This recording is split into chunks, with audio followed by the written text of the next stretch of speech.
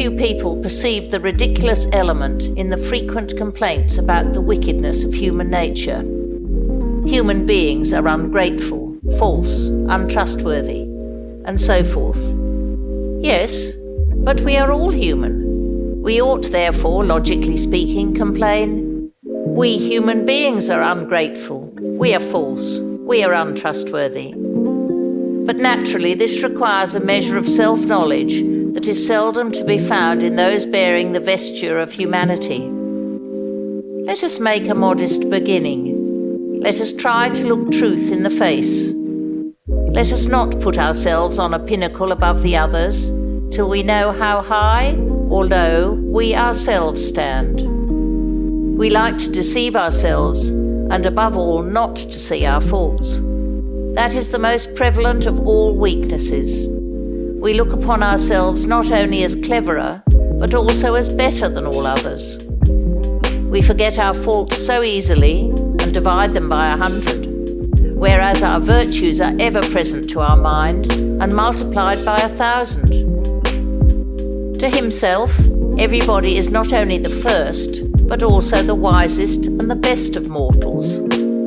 That is why we complain about the ingratitude of our fellow men, because we have forgotten all the occasions on which we proved ungrateful, in exactly the same manner in which we manage wholly to forget everything calculated to awaken painful emotions in ourselves.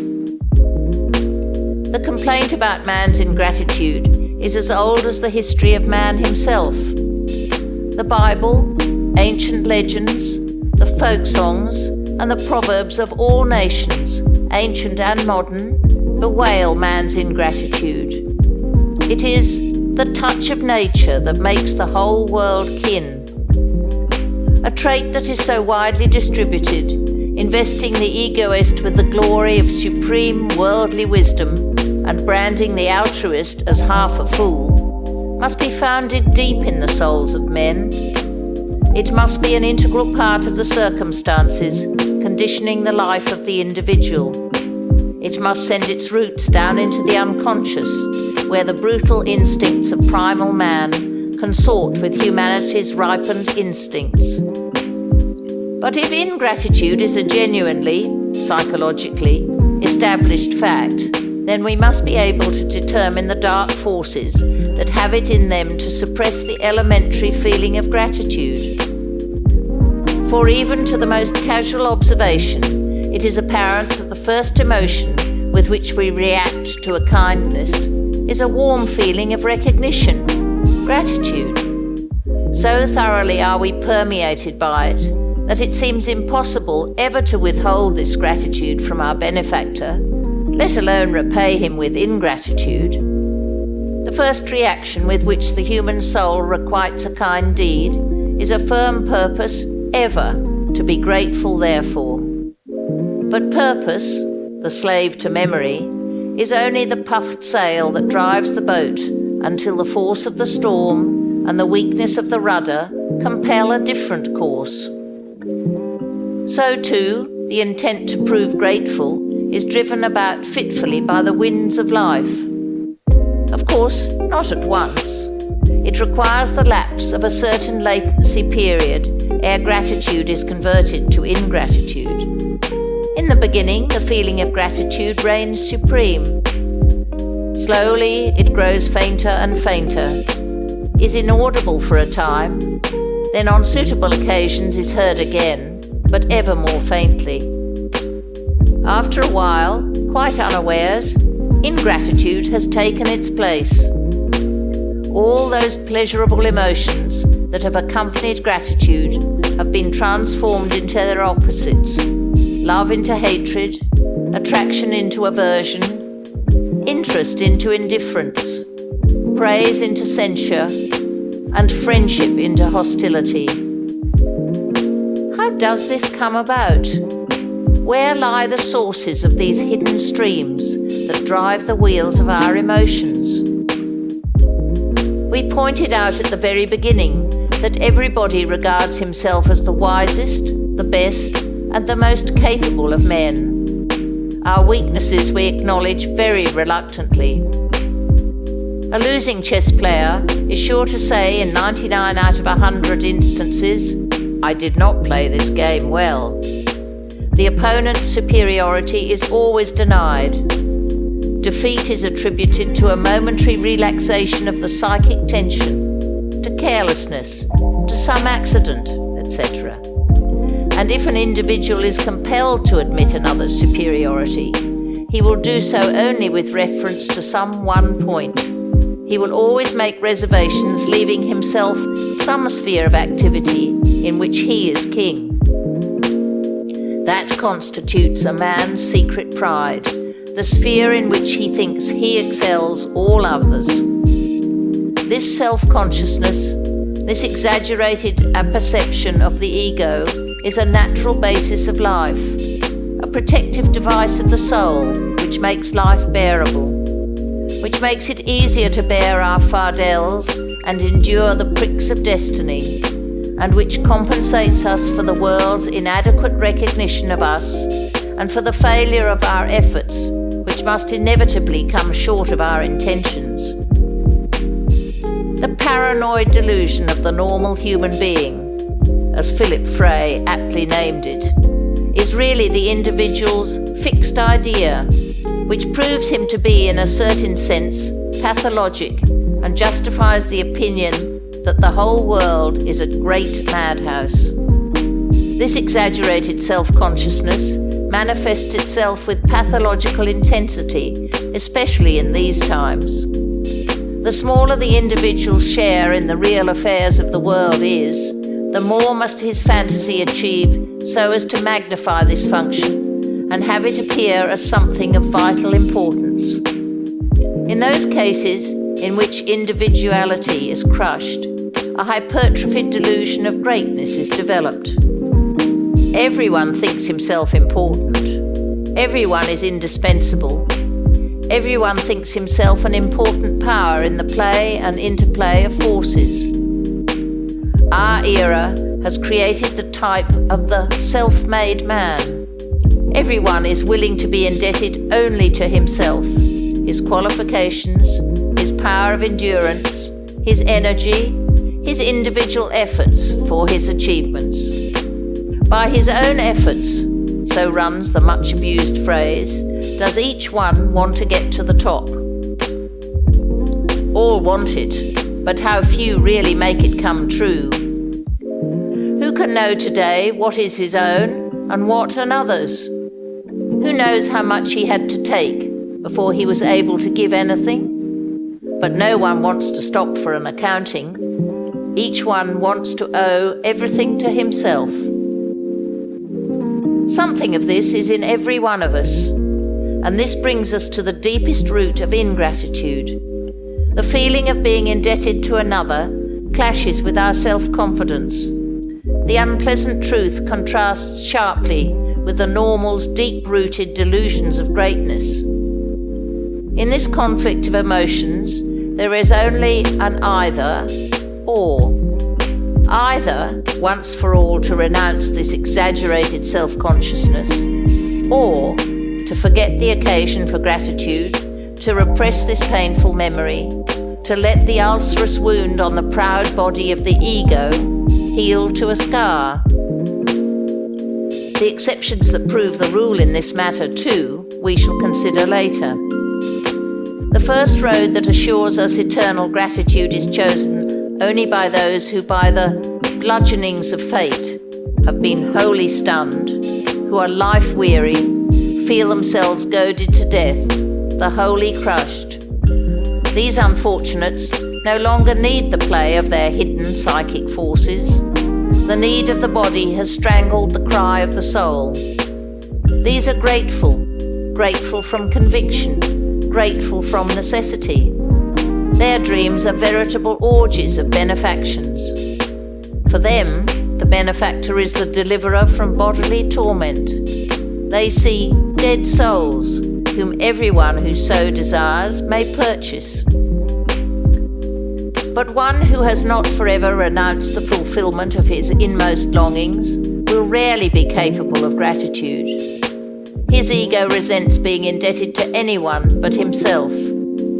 But this ego will never permit itself to face the naked, brutal fact of its ingratitude. It seeks for causes and motives, for justification. In this case, the proverb again proves true. Seek and you shall find. The kindness is scrutinized from every side till a little point is found which reveals a bit of calculating egoism from which the kindness takes on a business aspect. And what human action does not permit of many interpretations? Our self-preservation impulse then chooses the interpretation that suits us best, the interpretation that relieves us of the oppressive feeling of gratitude. Such is the first step in the transformation of gratitude into ingratitude. Rarely does the matter rest there. Usually it requires also a transformation of the emotion into its opposite, ere the galling feeling of gratitude can be eradicated. What execrable wretches would we not appear even to ourselves if we could not work out reasons for the changes in our feelings? And so we convert the good deed into a bad one. If possible, we discover stains and blots in our benefactor's present life or pursuits that can blacken the spotlessness of his past. Not until we have done this are we free from the oppressive feeling of gratitude. Thus, with no further reason for being grateful left, our personal pride survives unshaken. The bowed ego again stands proudly erect. This explanation of the psychology of ingratitude draws the veil from a series of remarkable phenomena which we pass by in our daily life without regard or understanding. We shall cite only a few instances from the many at our disposal. The ingratitude of servants and all subordinates, a species of ingratitude that is so obvious that if an exception occurs, the whole world proclaims it as an exception. The ingratitude of pupils to the teacher, to whom they owe all. This explains the common phenomenon that pupils belittle the scientific attainments of the teacher, a phenomenon that may almost be designated the pupil's neurosis. The deep hatred with which artists regard those of their predecessors to whom they are most indebted. The tragedy of the distinguished sons whose fathers paved the way for them. The great injustice of invalids towards the physicians to whom they owe their lives. The historic ingratitude of nations to their great leaders and benefactors. The stubborn ignoring of the living great ones and the measureless overvaluation of the dead. The perpetual opposition to whatever administration may be in power, whence is derived a fragment of the psychology of discontent, the quite frequent transformation of a friendship into its opposite. Verily, one who counts upon gratitude is singularly deficient in knowledge, both of human nature and of his own nature.